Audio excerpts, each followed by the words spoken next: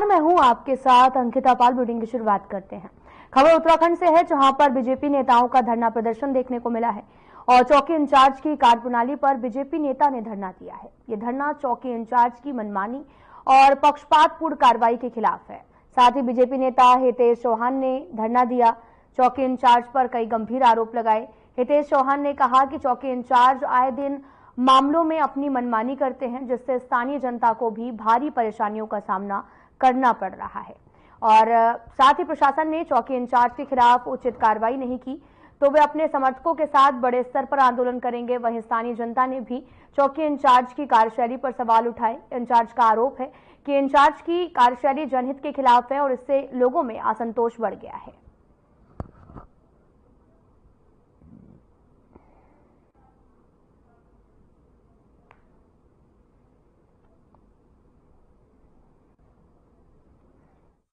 मामला कुछ नहीं, एक की दुकान है सलेमपुर में, पिछले 30-35 साल से वो अपनी दुकान कर रहा है। पीछे ही उसके उसमें कोई बंदा है, दूसरा इरफान नाम है जिसकी दुकान है। पीछे ही कोई बंदा है, मेरे उसका नाम नहीं याद है रहा, वो दुकान खरीदना चाह रहा है। इरफान ने वो दुकान उसको बेच भी दी थी।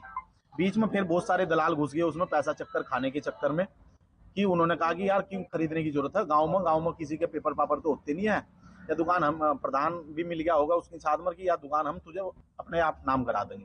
30-35 साल से तेरी दुकान है वहाँ गाँव में। मैं इंचार्ज साहब से मिला, उसके वकील को भी लेकर मिला, वकील ने सारी चीज समझाई। प्रधान ने पहले अपने लेटर हेड पर वह दुकान बिकवाई, फिर बिकवाने के बाद फिर नुकारा या जमीन ग्राम पंचायत की। भाई प्रधान तू बेवकूफ है, पहले बिकवा रहा अपने लेटर हेड पर, फिर ग्राम पंचायत की जमीन बता रहा। तो अगर इसमें करवाना ही सौदा करवा दो, इनका आपस में मैटर ही खत्म हो जाए।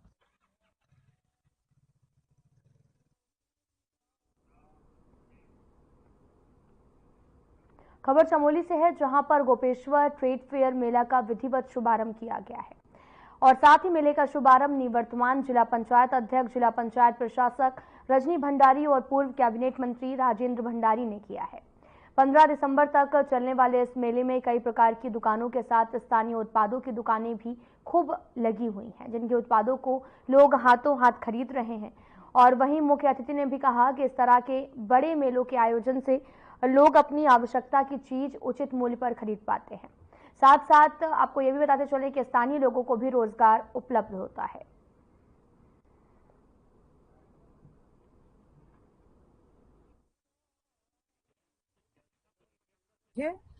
मेले तो वैसे भी हमारे विकास के द्योतक है और इस तरह से मेले अगर लगेंगे हमारे क्षेत्र का विकास होगा। हमारे जो लोग हैं वो जो रोज की चीजें, रजाई कंबल, जो सामान है उसको खरीदेंगे। और जो हमारे भैया लोग मेले लगा रहे उनको बधाई देना चाहती हूँ। आप इसी तरह मेले लगाते रहे और उत्तराखंड का विकास इसी तरह होगा।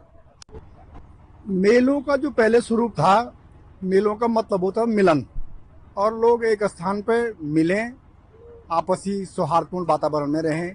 परंतु आज जो मेलों का मंतव्य है, गंतव्य है, जो आज मेलों की पहचान है, वो विकास से संबंधित है और मेलों से ही विकास होता है। मेलों में तमाम देश और दुनिया की हस्तियां आई हुई रहती हैं, दुकानें आई रहती है, पॉलिटिकल लोग आते हैं, सामाजिक लोग आते हैं। तो इनसे क्या होता है, चाहे कोई भी हो उसको लाभ मिलता है। आजकल गरीबों के लिए मेला विशेष करके लगाया जाता है। जो सामान है, जो खरीदारी है, वो गरीब लोग करते हैं अपने, चाहे जाड़ों के सीजन में तो जाड़ों का सामान ले जाते हैं, गर्मियों के सीजन में तो गर्मियों का सामान ले जाते हैं। इसलिए मेलों से जो है बहुत लाभ है और मेले निश्चित रूप से विकास के द्योतक है। ये मेला 1 तारीख से 15 तारीख तक चलेगा और इस मेले में तमाम प्रकार के सामान हैं जो देश के विभिन्न कोनों से यहाँ पर आए हुए हैं। देश के विभिन्न कोनों से हमारे व्यापारी भाई यहाँ पर आए हुए हैं और तमाम सारे गांव के जितने भी हमारे दूर दराज से, चाहे पोखरी हो, चाहे गोपेश्वर हो, चाहे वो दूरस्थ गांव हो, जो तमाम जगह से यहाँ पर लोग आएंगे, अपनी खरीदारी करेंगे और 1 से 15 तारीख तक इस मेले का आयोजन किया जा रहा है।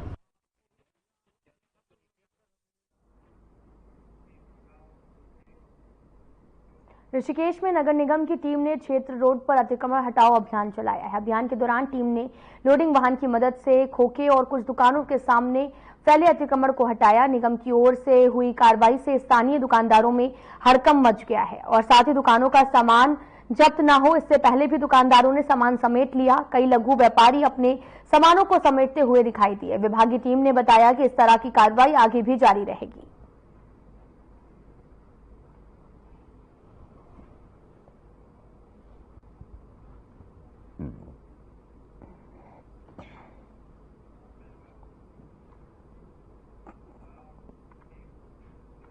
चोरों के गैंग की एक और साजिश जहां पर पुलिस ने नाकाम कर दी है। काशीपुर में चोरों का गैंग एक बड़ी वारदात को अंजाम देने वाले थे और अज्ञात की सूचना पर पुलिस मौके पर पहुंची, जिसके बाद टांडा उज्जैन चौकी प्रभारी और साथ ही सुनील सुतेड़ी और साथ ही उनकी टीम ने शुगर मिल रोड पर जाल बिछाया। इस ऑपरेशन में 3 अपराधियों को गिरफ्तार किया गया। उनके पास से 2 अवैध तमंचे, कारतूस, चाकू बरामद किए गए। पुलिस ने चोरी का सामान भी बरामद किया है। लगातार सूचना आ रही थी कि कुछ संदिग्ध लोग जो हैं वो घूम रहे हैं और चोरी भी कर सकते हैं। तो कल भी ऐसी सूचना आई तो हमारे सब इंस्पेक्टर सुनील को एक सूचना आई थी, तो ये अपनी टीम लेके मौके पे गए तो शुगर मिल के पास 3 लोग संदिग्ध अवस्था में घूमते हुए मिले। तो जब उनकी तलाशी ली गई तो 2 लोगों से तमंचे और जिंदा कारतूस बरामद हुआ और 1 से अधिक चाकू बरामद हुआ। फिर जब उनको थाने लाया गया और सख्ती से पूछताछ की गई तो उनको बताया गया कि सर हाँ साहब, हमने कुछ दिन पहले एक चोरी भी की है। तो उनकी निशानदेही पे फिर चोरी का जो माल था वो भी बरामद किया गया। अपराधी किस स्तर के? सर इसमें जो अभी सामने आ रहा है, शाहरुख पहले जेल जा चुका है और बाकी उन दोनों के अपराधी की जांच के बारे में जानकारी की जा रही है।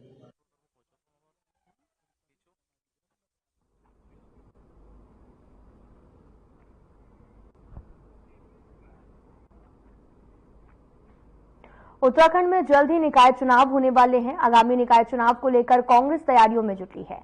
कांग्रेस ने कैंडिडेट के चयन की प्रक्रिया शुरू कर दी है। चुनाव के मद्देनजर देहरादून नगर निगम प्रदेश प्रभारी प्रकाश जोशी ने प्रदेश कार्यालय में कार्यकर्ताओं और पदाधिकारियों की एक बैठक की है। कैंडिडेट चयन पर प्रकाश जोशी ने क्या कुछ कहा, आपको सुनाते हैं।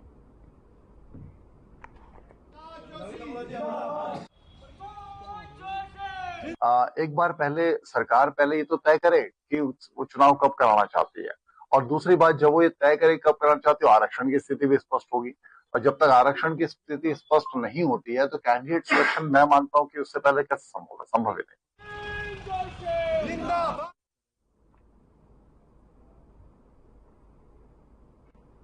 उत्तराखंड को नशा मुक्त करना सीएम पुष्कर सिंह धामी का सपना है, जिसे पूरा करने के लिए प्रदेश की पुलिस जबरदस्त मेहनत कर रही है। हरिद्वार में बड़े स्तर पर तस्करों को जेल भेजा गया है।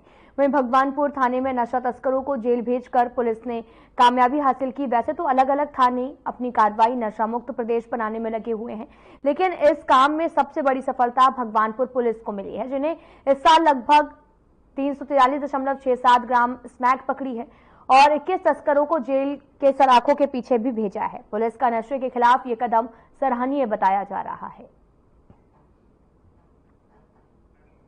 आपको बताते चले कि सीएम पुष्कर सिंह धामी का सपना है कि देहरादून नशा मुक्त राज्य बने, और जिसमें पुलिस ने 21 तस्करों को जेल भी भेज दिया है। पुलिस का ये काम काफी ज्यादा सराहनीय है, जिसकी काफी ज्यादा प्रशंसा भी की जा रही है। जहां पर आपको बताते चले कि बड़ी संख्या में नशे की जब्त किया गया है और सीएम का नशा मुक्त प्रदेश बनाने का ये सपना बना हुआ है, जिसको लेकर भगवानपुर पुलिस ने भी बड़ी कार्रवाई करते हुए 21 तस्करों को जेल भेजा है।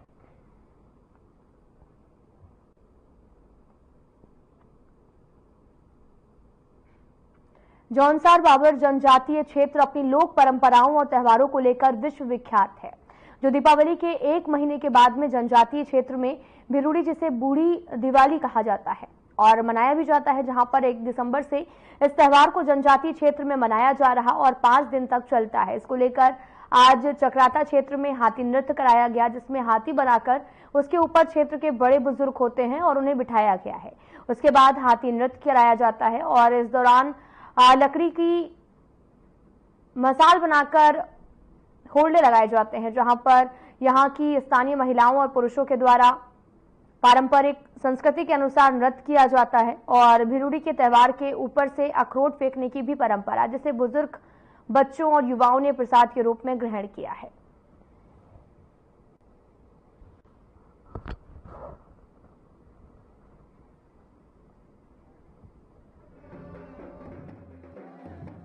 दिवाली है, जौनसारी दिवाली, ये हमारा इसका विशेष वो है। इसमें महाराज हमारे यहाँ मासू महाराज का जो है उसका उपलक्ष्य हम इसे मनाते हैं और इसमें जो है करीबन 3 से 4 दिन का जो है ये हमारा त्यौहार होता है और इस त्यौहार में हम जो है 2 दिन सुबह जो है भगवान के नाम की मानो, बांसु महाराज के नाम के मानो, होलियात उसका नाम है, जिसे हम जो है उजाले के साथ समस्त ग्रामवासी जो है और जो मेहमान लोग भी आते हैं वो भी सुबह उठ करके लगभग 5 बजे अपना जो है मशाल जैसा जो है हर आदमी जो होलियात बोलते हैं हम उसे जलाते हैं और एक समूह में जो उसके साथ गाना भी होते हैं, हारुल जो हमारी पौराणिक है वो भी उसके साथ रहती है और अच्छा मनोरंजन के साथ साथ जो है उससे समस्त क्षेत्र के लोग जैसे देखते हैं डाल। सबसे पहले तो नमस्कार सभी को। ये जो दिवाली मनाई जाती है लगभग 5 दिन की होती है हमारे यहाँ, और इसमें सबसे महत्वपूर्ण है दिवाली देवता के नाम का एक हाथी बनाया जाता है जो लगभग 5 या 7 फेरे में नचाया जाता है। उसके बाद हर फेरे में लोग जब हाथी उतरता है तो लोग हर फेरे में नाचते हैं। बहुत अच्छा मनोरंजन होता है, मतलब इको फ्रेंडली जिसे बोलते हैं।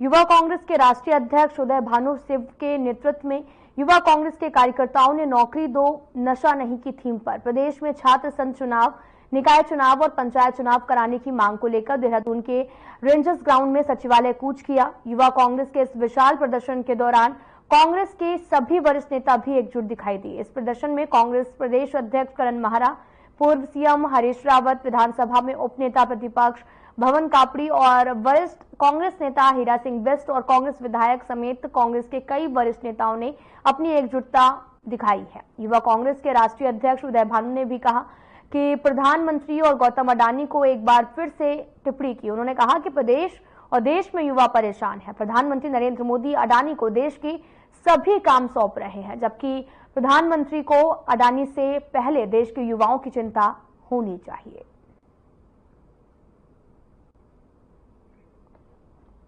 आपको बताते चले कि कांग्रेस ने धरना प्रदर्शन किया, जहां पर पूर्व सीएम समेत कांग्रेस नेता भी मौके पर मौजूद रहे, जहां पर नौकरी दो नशा नहीं थीम पर मांग की, जहां पर नगर निकाय चुनाव, नगर पंचायत चुनाव की मांग की है कि जल्द से जल्द इसे कराया जाए और लगातार बीजेपी पर निशाना साधा और साथ ही प्रधानमंत्री नरेंद्र मोदी पर निशाना साधते हुए कहा कि सारी जो जिम्मेदारी है और जितने भी काम है वो अडानी को सौंपे जा रहे हैं, जबकि प्रधानमंत्री को युवाओं की चिंता होनी चाहिए, देश के भविष्य की चिंता होनी चाहिए।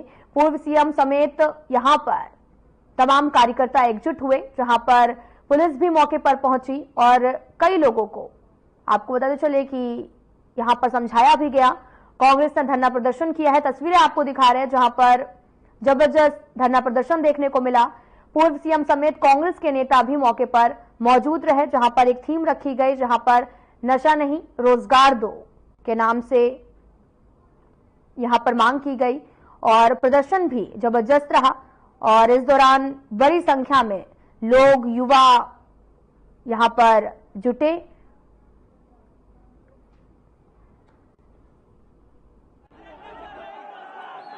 कुछ कर रहे हैं, क्या कुछ आपकी मांगे हैं और किस थीम को लेकर आप सचिवालय कुछ? देखिए, जिस प्रकार से सरकार की नीतियों के माध्यम से युवाओं की संभावनाओं पर लगातार कुठाराघात हो रहा है, सरकार नशे का कारोबार करने लगी है, शराब परोसने का कारोबार करने लगी है और नौकरियां खत्म कर चुकी है। फौज में होने वाली भर्तियों को अग्निवीर में बदल दिया गया है। छात्र संघ के चुनाव नहीं हो रहे हैं, पंचायतों के चुनाव नहीं हो रहे हैं, नगर निकाय के चुनाव नहीं हो रहे हैं और वहां पर अनैतिक तरीके से सरकार ने खुद अपने लोगों को बिठाकर इस प्रकार से जो पब्लिक फंड है उसका दुरुपयोग सरकार कर रही है हर स्तर पर। इन सब चीजों को देखते हुए युवा कांग्रेस ने आज सचिवालय का घेराव का कार्यक्रम रखा है, जिसको समर्थन देने के लिए हम लोग यहाँ पहुंचे। देश में यूथ कांग्रेस एक आंदोलन कर रही है जिसका नाम है नौकरी दो नशा नहीं। आज नव भारत में 2 सबसे बड़ी मुश्किलें हैं, एक बेरोजगारी और नशाखोरी, और इसको रोकने के लिए मोदी सरकार कुछ नहीं कर रही है। इसलिए हम जगाना चाहते हैं मोदी सरकार को कि वो सरकार जो सोई हुई है और यहाँ एक ही ध्यान है कि अपने दोस्त परम मित्र अडानी को बचाने में लगी है। हम चाहते हैं कि बीजेपी सरकार कुछ भारत के युवाओं के बारे में भी सोचे। मान लिया अडानी के काले धन से मोदी जी प्रधानमंत्री बनते हैं, उनके अडानी के काले धन से स्टेट्स में अपनी सरकार बनाते हैं, लेकिन मोदी जी से पूछना चाहता हूँ, इन युवाओं ने भी शायद कुछ आपको वोट डाला है, तो आपका कर्तव्य बनता है इनके भविष्य के लिए भी कुछ सोचे। एक युवा जो बेरोजगार होता है या फिर नशेखोरी में होता है, सिर्फ उसका भविष्य, उसकी जिंदगी खराब नहीं होती, उसके साथ जितने परिवार के लोग होते हैं उनकी जिंदगी भी फर्क पड़ता है। इसलिए हम ये आंदोलन पूरे देश में कर रहे हैं और सोई मोदी सरकार को जगाना चाहते हैं कि वो देश के युवाओं को बचाए ताकि देश का भविष्य अच्छा हो।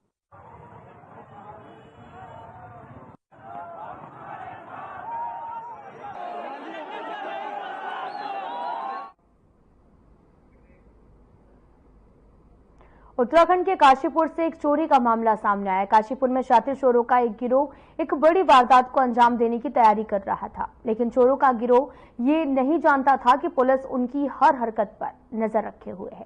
सूचना मिलते ही टांडा उज्जैन चौकी प्रभारी सुनील सुतेड़ी और उनकी टीम ने शुगर मिल रोड पर जाल बिछाया और 3 अपराधियों को हिरासत में लिया। चोरों के पास से 2 अवैध तमंचे, कारतूस, चाकू बरामद हुआ है और वहीं पूछताछ में आरोपियों ने टेंट हाउस में से चोरी करने की बात भी कबूल की है। पुलिस को चोरी किया गया सामान भी बरामद कर लिया है और इस पूरे मामले पर पुलिस का क्या कहना है सुनाते हैं आपको।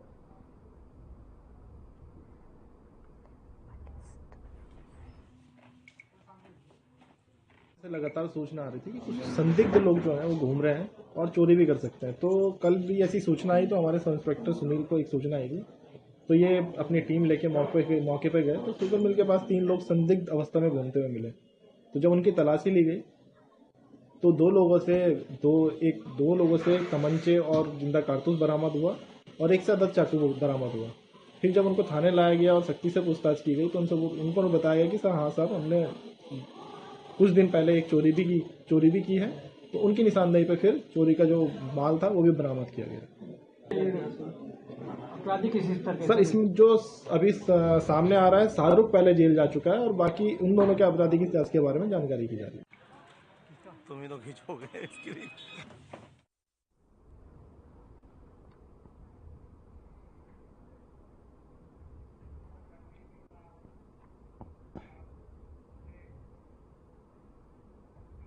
अगली खबर विकासनगर से है, जहां पर जीवनगढ़ स्थित पेंट की दुकान में 2 अज्ञात लोग आग लगाकर भाग गए। दुकान स्वामी मोहम्मद ने जब अगली सुबह खोली तो इस बारे में पता चला और किसी कारण से दुकान में आग नहीं लगी थी, बल्कि 2 युवकों ने जानबूझकर इस हरकत को अंजाम दिया।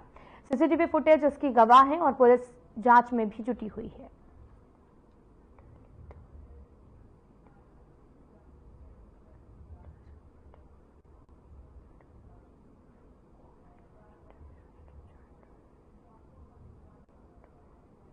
नाम? मेरा नाम मोहम्मद बाकिर है भाई साहब। मोहम्मद जी, क्या हुआ है दुकान में आपके? हुआ है सर, हम रात को तकरीबन 8 से 8:30 के बीच दुकान बंद करके अंदर चले गए। उसके बाद हम आराम का नवाना खा करके लेट गए। लेटने के बाद सो गए। सोने के बाद जो है हम सुबह नमाज पढ़ने के लिए उठे करीब 5:45 बजे। फिर हमने अपने मोबाइल पर देखा, हमारे किसी ने काले काले धब्बे थे, शटर पर देखो तो आग लगी। फिर हम अपना मोबाइल खोल कर देखा अपने कैमरों पर तो 2 लोग अज्ञात दिखाई पड़ रहे थे जो मोटरसाइकिल से कालसी की तरफ से आए थे। कितने बजे का टाइम होगा ये तकरीबन 10:55 का टाइम हमारा कैमरा दिखा रहा है।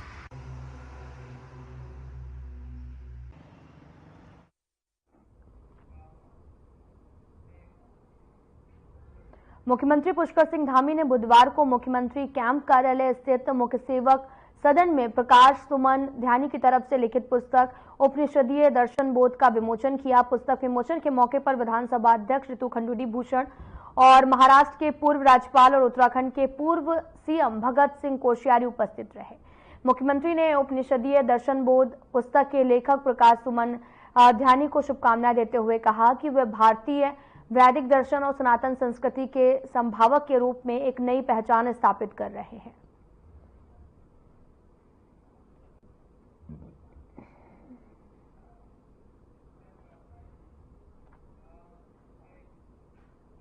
प्रदेश के सभी जिलों में शिक्षा की गुणवत्ता को बनाए रखने के लिए जिला शिक्षा एवं प्रशिक्षण संस्थान की अहम भूमिका है, जिन्हें अब स्मार्ट डाइट बनाने की तैयारी भी की जा रही है। इसी कड़ी में उत्तराखंड के शिक्षा मंत्री डॉक्टर धन सिंह रावत ने राजधानी देहरादून के डाइट संस्थान में चल रहे निर्माण कार्यों का निरीक्षण किया, जिसके दौरान डीजी शिक्षा झरना कमठान की भी मौजूद रही। और इस बीच शिक्षा मंत्री डॉक्टर धन सिंह रावत ने कहा कि प्रदेश का सभी डाइट संस्थाओं को स्मार्ट डाइट बनाने के लिए तेजी से काम चल रहा है।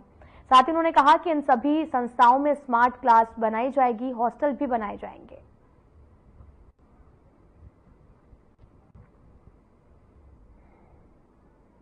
प्रदेश में जितने भी डाइट हैं हमारे, उनको स्मार्ट डाइट बना रहे हैं सभी जगह। और इस संदर्भ में सभी जगह आजकल बहुत तेज गति से काम भी चल रहे हैं। वहाँ स्मार्ट क्लास भी बनाई जाएंगी, क्योंकि सारे टीचर्स ट्रेनिंग यही होती हैं। वहाँ पे हॉस्टल भी बना रहे हैं, वहाँ पे क्लासरूम भी बना रहे हैं, फिर एक लेक्चर रूम भी रहेंगे। तो अलग अलग प्रकार से बनाए जा रहे हैं और लगभग 40 करोड़ रुपए से ज़्यादा हमने सभी डाइट्स को दिए हैं। और आज इसी संदर्भ में मैं यहाँ देखने आया था कि यहाँ भी काम काफ़ी तेज़ी से हुआ है और मुझे लगता है कि 1 महीने में इसका जो है विधिवत हम लोग लोकार्पण भी कर देंगे। फिर द्वितीय चरण के पैसे भी हमने यहाँ जारी कर दिए हैं। तो सरकार की मंशा ये है कि क्वालिटी एजुकेशन पे आप पूरा ध्यान रहेगा सरकार का।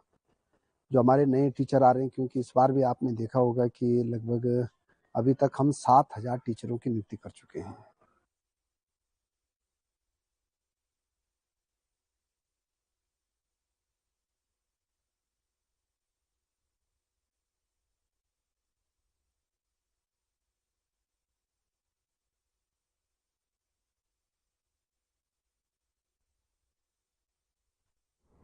खटीमा के विधायक और प्रदेश के उपनेता प्रतिपक्ष भुवन कापड़ी ने कांग्रेस कार्यकर्ताओं के साथ खटीमा पीलीभीत राष्ट्रीय राजमार्ग की खस्ता हाल को सुधारे जाने और मार्ग का नवनिर्माण कराए जाने की मांग की है। इसको लेकर पीलीभीत रोड के किनारे उन्होंने धरना प्रदर्शन किया है। और इस बीच भुवन कापड़ी ने कहा कि कई सालों से उत्तर प्रदेश के उत्तराखंड को जोड़ने वाले खटीमा पीलीभीत राष्ट्रीय राजमार्ग की हालत खस्ता हो चुकी है और जिसके निर्माण और मरम्मत के लिए पहले भी कई बार प्रशासन से मांग की जा चुकी है, लेकिन प्रशासन कोई भी ठोस कदम नहीं उठा रहा है।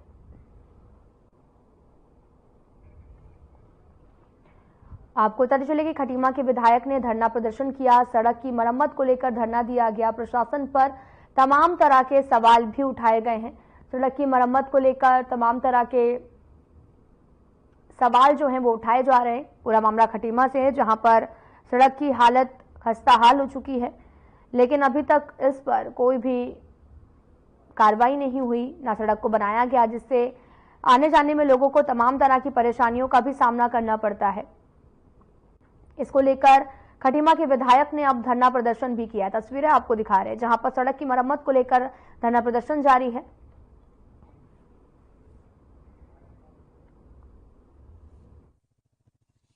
पीलीभीत रोड जो हमारे 13 किलोमीटर का स्ट्रेच जो हमारे उत्तराखंड के अंतर्गत आता है, उसमें थोड़ी सी समस्या का है कि वहाँ पर गड्ढा ज्यादा हो रखे हैं। इसको माननीय मुख्यमंत्री जी ने पूरे उत्तराखंड में गड्ढा मुक्त करने का निर्देश भी दिया था। जिलाधिकारी महोदय ने हमें चिन्हित करने के लिए भी कहा था, जिसमें ये भी हमने प्रायोरिटी में लिया है। जल्दी इसमें गड्ढा मुक्त करने के लिए और उसमें ब्लैक टॉप करने की कार्रवाई होगी। आज माननीय विधायक जी यहाँ के और कांग्रेस के कार्यकर्ताओं ने धरना दिया, तो मैं उनको समझा भी दिया कि हम इसको प्रायोरिटी पे ले रहे हैं और जल्दी से जल्द इसका हम ब्लैक टॉप करवा के सड़क को सही कर देंगे, गड्ढा मुक्त कर। मार्ग जो कि हमारे उत्तराखंड को पीलीभीत बरेली उत्तर प्रदेश से जोड़ता है, इसके हालात बड़े खराब हैं। रोड के हालात जर्जर है। NH पर खड़ंजा बिछाया जा रहा है। कई एक्सीडेंट होकर लोगों की मौतें हो गई, कई लोग घायल हो गए हैं और हम लगातार NH के अधिकारियों से बातचीत करके की बात कर रहे हैं। वो हमेशा जो है कि कुछ दिनों की बात कहकर उठाल रहे हैं। आज कांग्रेस पार्टी के नेतृत्व में हमने इस रोड के जल्दी से जल्दी निर्माण को लेकर धरना प्रदर्शन किया हुआ, जिससे कि क्षेत्र की जनता को असुविधा का सामना न करना पड़े।